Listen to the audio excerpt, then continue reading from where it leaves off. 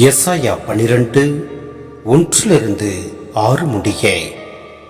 அந்நாளில் நீ இவ்வாறு சொல்வாய், ஆண்டவரே, நான் உமக்கு நன்றி சொல்வேன்.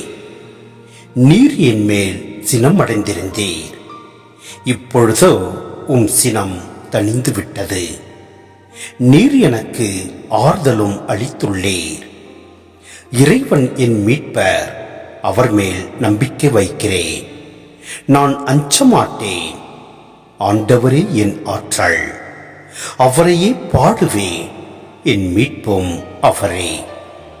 மீட்பருளும் ஊற்றுகளிலிருந்து நீங்கள் அகமகிழ்வோடு தண்ணீர் முகந்து கொள்வீர்கள்.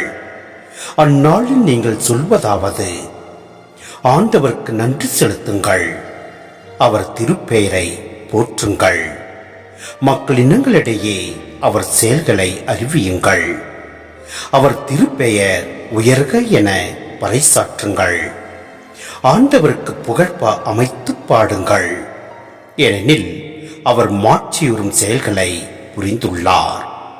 அனைத்துலகும் இதை அறிந்து கொள்வதாக.